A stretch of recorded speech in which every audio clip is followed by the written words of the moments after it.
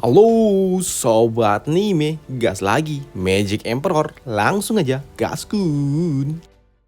Review sedikit dari part sebelumnya, Zaufan sang kaisar iblis dirinya berhasil terkena racun dan diculik oleh kampret kuning ini. Dan ternyata si kampret kuning ini ia adalah orang suruhan dari pangeran kedua yang kesal karena Zaufan tidak mau datang setelah mendapatkan undangan dari dirinya.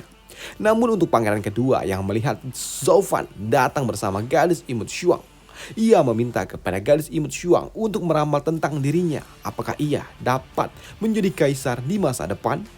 Ya, mendengar hal itu tentu saja tidak dapat diterima oleh gadis imut Shuang. Tidak, itu tidak boleh. Mendengar hal itu tentu saja mengejutkan mereka berdua. Ditambah ketika gadis imut Shuang juga berujar, Aku tidak bisa melakukannya karena ajaran leluhur kami selalu saja netral dan kami menjaga rakyat bukanlah penguasa. Mengintip takdir kekaisaran itu adalah hal yang tabu bagi kami. Dan itu jelas melanggar prinsip dasar dari klan Yun kami. Dan aku tidak bisa membantumu, ujar gadis imut itu dengan tegasnya. Mendengar hal itu membuat pangeran kedua ia pun berujar, ajaran leluhur ya, lantas kenapa aku mendengar kabar kalau 20 tahun lalu kalian pernah membaca takdir milik Huang Fukitian?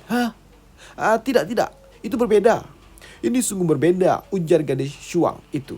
Saat itu ya Huang Fukitian ia masih anak-anak dan takdir seorang anak-anak itu masih penuh dengan lika-liku. Dan jelas saat itu Huang Fukitian ia masih anak-anak dan belum dewasa dan ia belum pantas untuk menjadi seorang penguasa. Selain itu juga berbeda dengan dirimu. Kau saat ini sudah dewasa dan sepenuhnya kau memiliki titik balik yang lebih sedikit. Dan jika kau memang memiliki sifat naga, kau bisa merubahnya. Selain itu juga membaca takdir surga serta mengungkapkan rencana surga itu akan menyeret orang-orang yang ada di sekitaranmu jatuh ke dalam sebuah malapetaka. Mendengar hal itu, di sini pangeran kedua si kampret ini ia pun paham apa maksud dari gadis kecil Shuang. Jika gadis kecil ini mengatakan kalau aku memiliki potensi menjadi kaisar, maka aku bisa mengambil alih tahta. Maka dari itu, cepat. Apa yang kau tunggu lagi?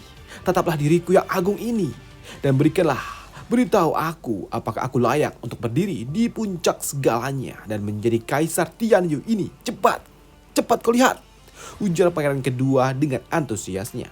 Tapi mendengar hal itu, gadis Shuang ini ia pun tetap tidak dapat menerimanya. Tidak boleh.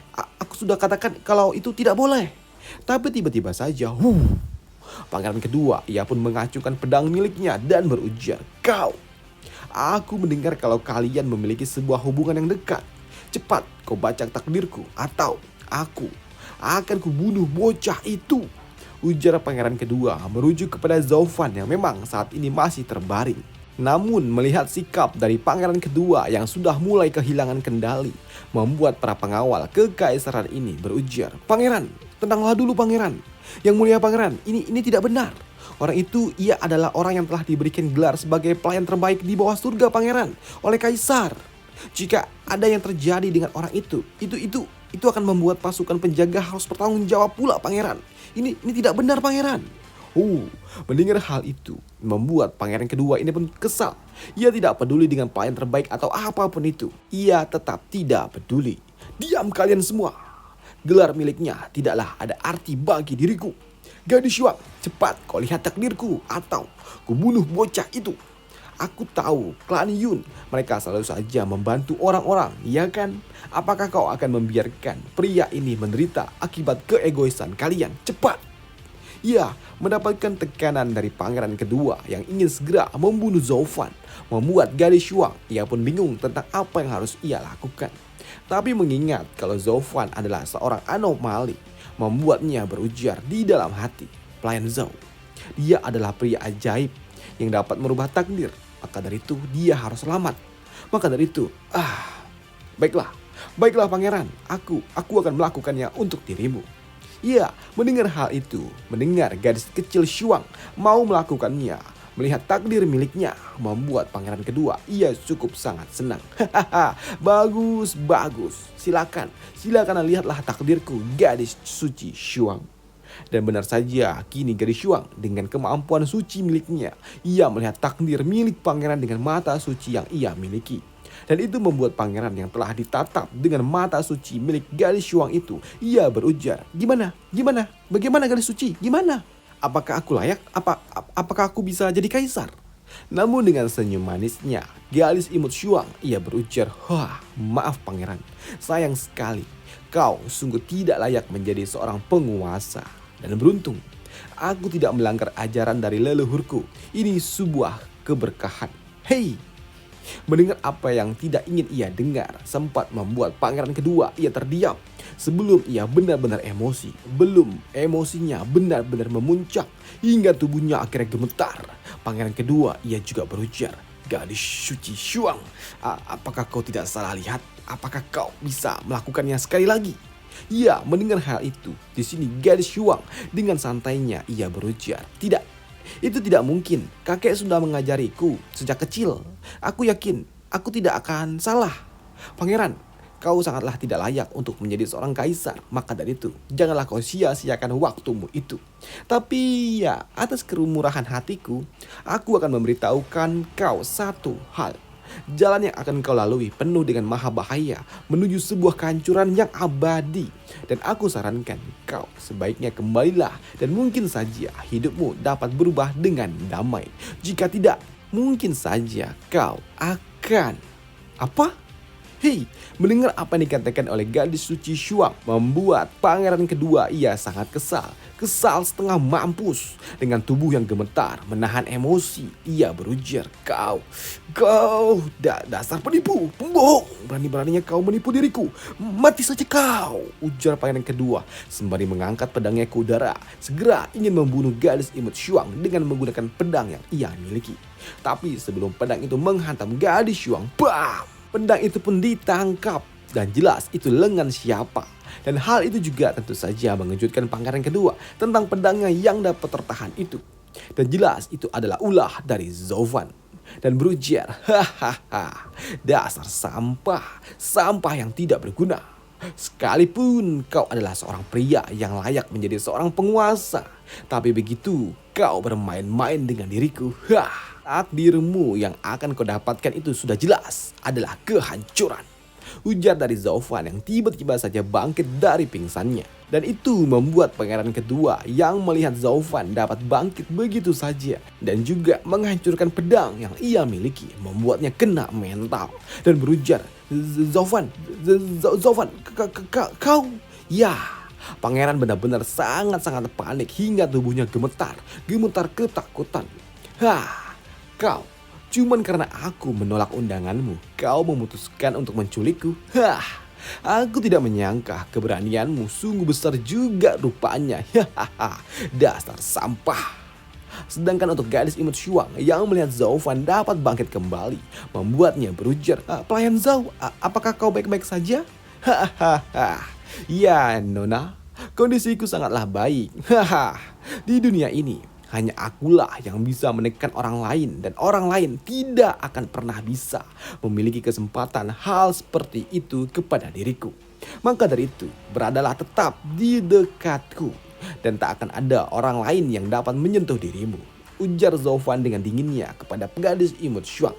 Sedangkan untuk si kampret kuning, ia begitu shock melihat Zovan yang dapat bangkit kembali. Kau, bagaimana mungkin ini bisa terjadi? Hanya akulah yang bisa membangunkanmu dari serbuk 1000 tahun itu, ujar si kampret kuning ini. Mendengar hal itu membuat Zovan pun berujar, Ya, jika ada hal yang tidak pernah ku pedulikan di dunia ini, itu adalah sebuah racun. Mau itu obat bius atau apapun itu, racun berbahaya sekalipun, itu semua tidak akan pernah berpengaruh kepada diriku. Kau pikir aku bisa berdiri di atas dunia ini, di atas gerbang kaisar maupun keluarga bangsawan agung lainnya, termasuk istana Raja Obat, karena apa? Itu karena aku tak terkalahkan. Jadi kau pikir pemula semacam dirimu ini bisa apa? Dan asal kau tahu, aku cuma berpura-pura untuk tertidur karena aku penasaran siapa orang bodoh mana yang begitu berani melakukan hal semacam ini kepada diriku. Dan ternyata, ternyata itu adalah ulah si bodoh ini. Meskipun ada beberapa hal yang membuatku penasaran, bagaimana bisa Paduka Yang Mulia Kaisar yang sangat bijaksana dan juga cerdik bisa memiliki seorang anak yang bodohnya tak tertandingi seperti ini. Bahkan pembacaan takdir yang dilakukan oleh Nona Shuang saja telah membuktikan kalau kau itu jauh dari kata layak.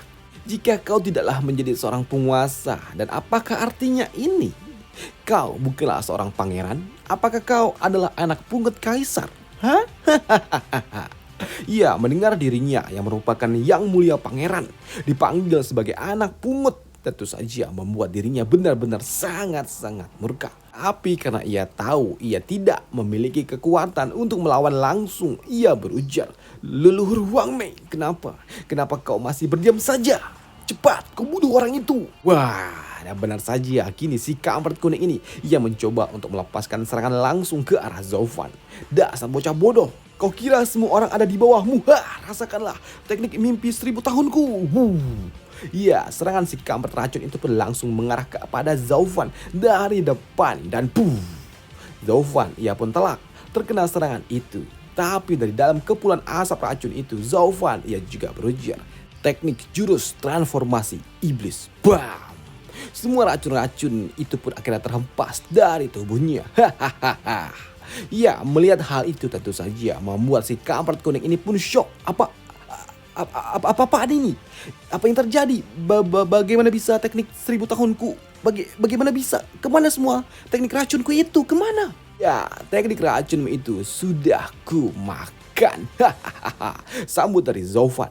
Ya, mendengar hal itu tentu saja membuat si kampret ini pun shock. Zhao Fan dia lebih kuat daripada rumor yang dikatakan itu. Racun terkuatku tidak berpengaruh. Dia memiliki tubuh yang sangat kuat. Dia memiliki tubuh seorang kultivator kuat. Sedangkan aku hanyalah seorang pengguna racun. Ini sama saja dengan bunuh diri. Maka dari itu, si kampret kuning itu ia pun kabur dan ia juga berujar, "Pangeran, ingat, kau masih berhutang pil haram kepada diriku." Hei, tinggal oleh satu-satunya orang yang dapat melindungi dirinya, membuat pangeran kedua ia pun panik. Sedangkan untuk Zhao Fan, ya, doi pun nyengir aja dengan tatapan iblisnya yang artinya di part selanjutnya si kampret racun ini pasti akan mati di tangan Zhao Fan. Dan sampai jumpa di part selanjutnya untuk Magic Emperor besok. Bye.